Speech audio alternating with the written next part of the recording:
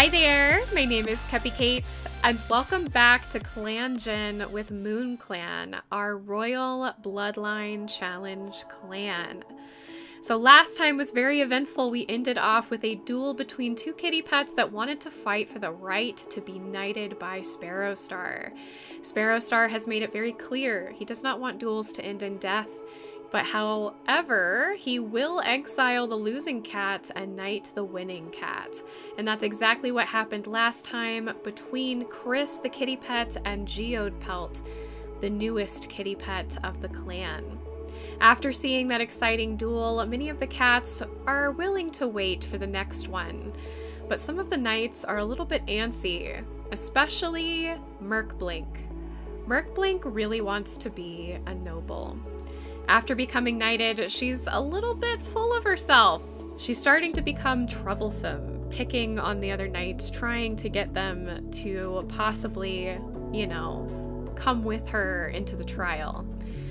Now, a trial is done by the nobles to one cat. It is simply a roll to see if they survive what the nobles put out for them, but she doesn't want to do it alone. She's trying to get other knights to join her, but many do not. For right now, the other knights have said, continue grieving, but do not take on this trial until you are done. But I think that Merkblink will probably take on the trial before the end of this episode.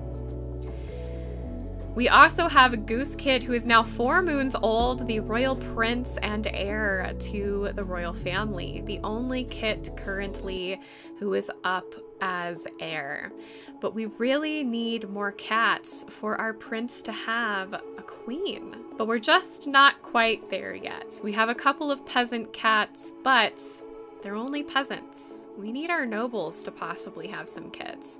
Or we need more nobles so that kits are made possible. For now, I'm gonna send the cats on patrol, let some of our cats finish grieving, heal, and become better from being sick. I will add that last time we did have an incident where Softpaw really wanted to possibly apprentice under Tanglefreckle. But Tanglefreckle was not very happy to take on an apprentice that wasn't a noble or at the very least a knight. And so Tanglefreckle made a fuss to Sparrowstar after Rowan Pelt had said this was all right, but Sparrowstar agreed. As a royal doctor, you should have nobility as your apprentice. And so Sparrowstar went to Little Softpaw's father, Hare, and said, why don't you take on your son as an apprentice? And Little Softpaw, being too young to really understand what's going on, was overjoyed to be able to apprentice under his own father. It is the 30th moon of our clan, and a wonderful moon it is indeed. Shy Bubble, who is still recovering a little bit, has decided after that incident with the dog, perhaps it's best to retire. Sparrowstar is happy to allow this to happen. After such a brave and courageous act of selflessness to protect Shy Bubble's king, this is the best that Sparrowstar could do besides obviously knighting sweet Shy Bubble. So Beleohorn has been listening to Merkblink ramble about how they want to take on the nobles' trial, but she herself has shown some interest. Well, I could do this. I defeated a ambitious cat and won. Surely I can do the trial. Now, we have never done a trial before, which I'm really excited. It is just a matter of rolling dice to see whether they survive it or not. But a trial is truly set up by the nobles. And so Beleohorn approaches the two nobles, Frozen Sun and Clovertooth, who are both extremely excited by the prospect of setting up their very first trial. Now, the two cats, having this being the first, they're not sure how difficult or easy it should be, so they're going to do their best to set up a difficulty. After a bit of time discussing and announcing to both Sparrowstar and Rowan Pelt their intentions, he agrees. I would like to see this happen. And so Sparrowstar calls Beleohorn and the two nobles, Frozen Sun and Clovertooth, up to the front, and he calls a meeting. All the cats surround the area, and Beleohorn sits beneath the base of the stone hill or stairway that our royalty uses to perch upon. She awaits the judgment of what this trial will be. Frozen Sun and Clovertooth explain that deep in the caves there is a gemstone that is red like blood, but it shines brightly in the sun, almost appearing pink. Beleohorn is to travel into the depths of the cave and find where this section of stone is, and to bring back a small bit as a present to the crown, to the future heir, to Cupicate. If Beleohorn returns unharmed with the stone and presents it to the prince, then they can be a noble. And so now we are going to roll to see if Beleohorn is successful. If not, then we're going to roll to see if they are lost, or to see if they perished in the depths of the caves. So I just went ahead and looked at the rules, and this is going to be fairly easy for sweet Beleohorn. So if you're doing this challenge yourself, to determine whether a cat can become a noble or not, is you simply roll a d10. And based on how many nobles you have is how difficult this is. So we only have 2 nobles currently. We only have Frozen Sun and Clovertooth. Our royal heir does not count. Technically they're a royal. I guess I could count them, but I'm not going to. I'm only going to count Frozen Sun and Clovertooth. So essentially, all our sweet Beleohorn has to do is roll a 3 or above. If they roll a 1 or a 2, then we determine their fate with a different dice. I rolled a 9, so Beleohorn is very successful, using her skill and her determination to trudge along the darkest paths, even having to crawl on her belly at some points to get through the narrowest parts and cavities of the cave. She eventually finds the patch of bloodstone that the nobles spoke of, and there's even a few loose pieces that have fallen out onto the ground and are easy to nab and take back to the clan. With ease, she navigates the narrow passages and finds her way back to the clan camp and presents this beautiful stone. As the light catches it from the exit to the camp, it shines a bright pink, and she presents it to the Prince Cupicate, who is overjoyed. And it is Cupicate who touches noses with Beleohorn and says, "You are worthy of a noble, Beleohorn." Sparrowstar nods from behind his son, and Beleohorn is named noble. And so now we have 3 nobles. This is awesome! Hopefully some of our nobles will actually get together and start having kits. I can only hope. I may have to start pairing them purposefully with that in mind, since little Cupicate is quite young and is going to need somebody to match his age if anything ever happens to Sparrowstar or Rowanpelt, or if they decide to step down. And then there's Merkblink, who's still grieving. And being as troublesome as she is, she's very jealous of Beleohorn being the first to complete the trial. It is hard to see. Her grieving heart is still torn, and she isn't exactly sure what to do. She wants to be in this trial, but she does hear what the other knights are telling her. Your grieving heart could cause you not to succeed. You need to recover. And so, despite Merkblink's determination and great desire to move up in ranks, she does actually listen to reason, and she decides to wait a couple moons until she feels a little better before doing the trial. After all, because this one was so easy, she has a feeling that the trial next time is going to be much harder. Our 3 nobles go out to patrol the border in hopes of increasing relationship status with some of the other clans. But during their travels, their intent is interrupted by a cat that is found by the Thunder Path, laying there and injured. This cat is Molefeather, and after being saved by the 3 nobles, Molefeather decides to join the clan, where they can be healed by the medicine cat and hopefully survive long enough to move up ranks in MoonClan. Oh, wow.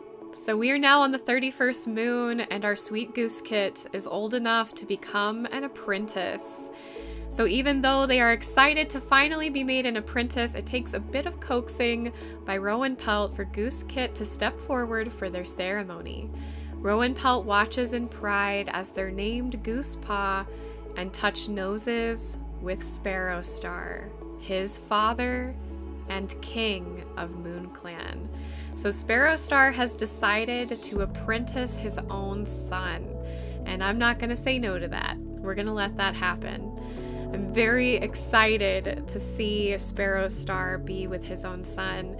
I'm a little nervous because it could mean that Sparrow Star could get hurt, but I think I'll probably just keep them on training missions and they won't ever do anything else other than training. Kind of how we were doing when Sparrow Star and Rowan Pelt were going out together. And unfortunately, Shy Bubble, after being knighted and retired, did not beat the infection from the bite wound they received during the dogfight.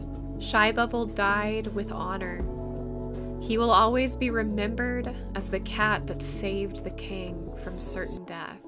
The cats gather around Shy Bubble, who was placed in the center of camp so that all could share tongues and thank him for protecting the king. Shy Bubble will always be remembered, and many of the knights, peasants, nobles even, will have to live up to what a brave cat Shy Bubble was in life.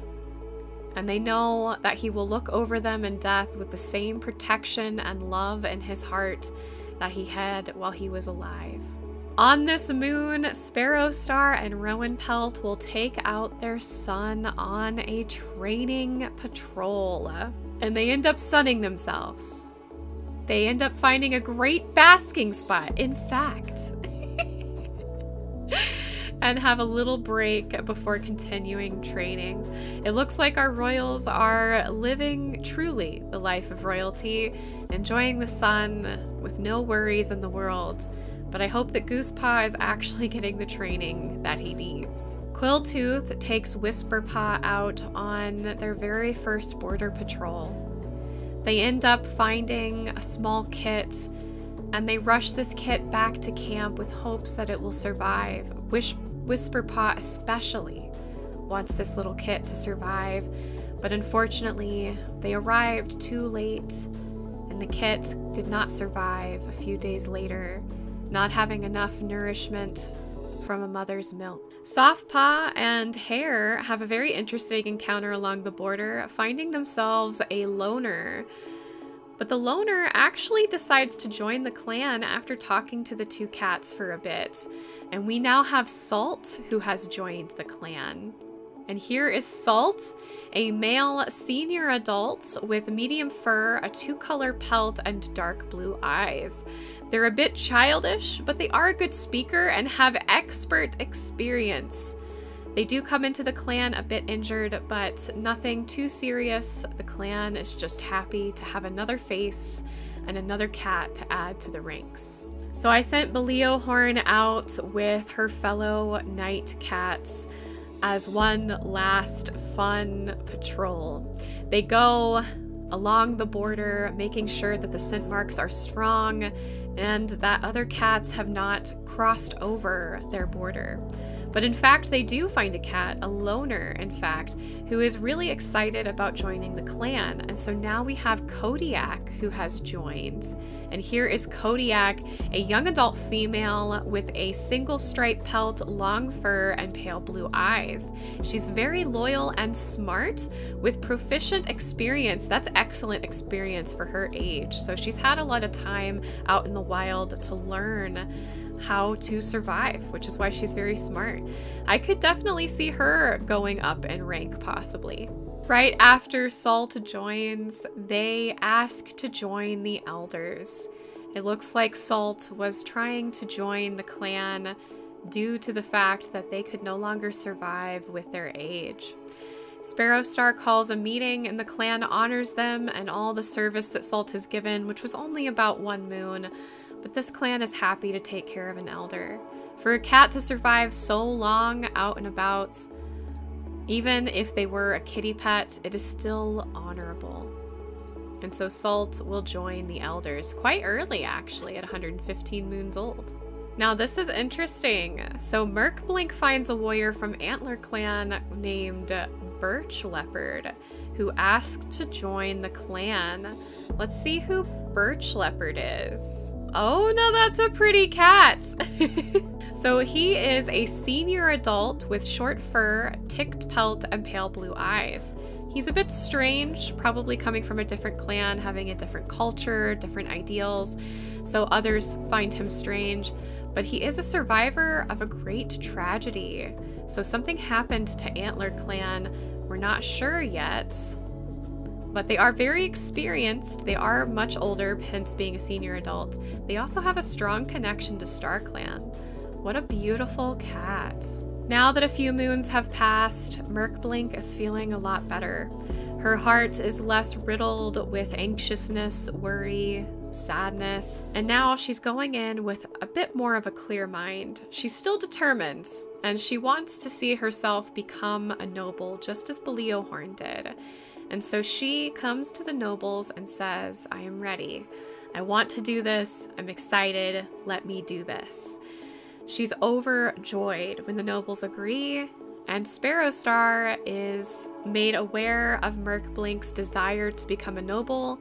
And so even though he is feeling horrible, he tries to make his way out with Rowan-Pelt at least to make an appearance, but Rowan-Pelt is actually the one to do the announcing this time. She calls a meeting, the nobles beneath her, and beneath them, Merkblink, waiting anxiously to hear what trial the nobles have come up with to prove herself worthy to be amongst them. The nobles gather around, whispering to each other, and Frozen Sun is the one to deliver the instructions. She says that on a high ridge in the mountains above their cavern, there is a nest that the cats have been watching for a long time.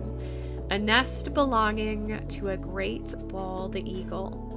Bald eagles are dangerous to cats because cats can be an easy meal, especially when slow, old, injured, or sick. They say that this is a great task for Merkblink to show her skill and her determination.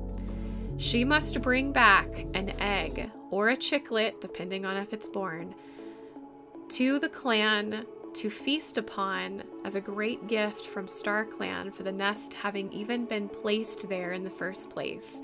That it is supposed to be a blessing, and if Merkblink can bring back either an egg or a chicklet, that means that Star Clan has blessed them and that they earn their place among the nobles.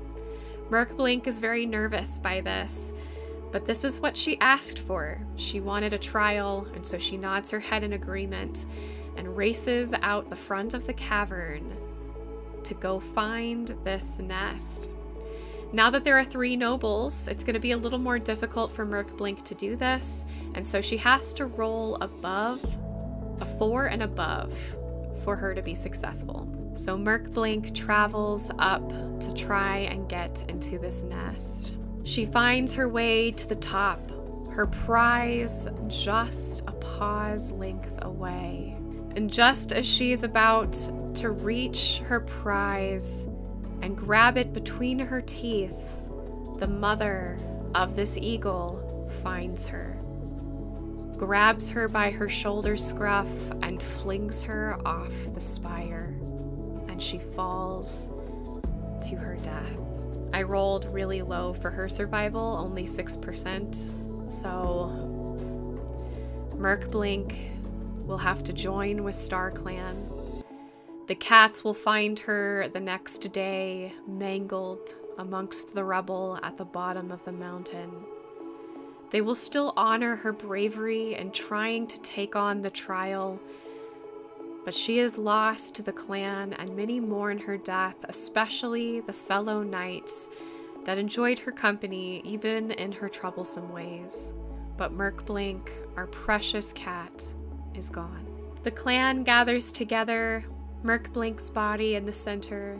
They share tongues with her for the last time, and many of the knights tell stories of her bravery And the cats know that despite the great loss of Merkblink as a knight, that they were proud of her determination. Even if she could not achieve the trial, at least she tried.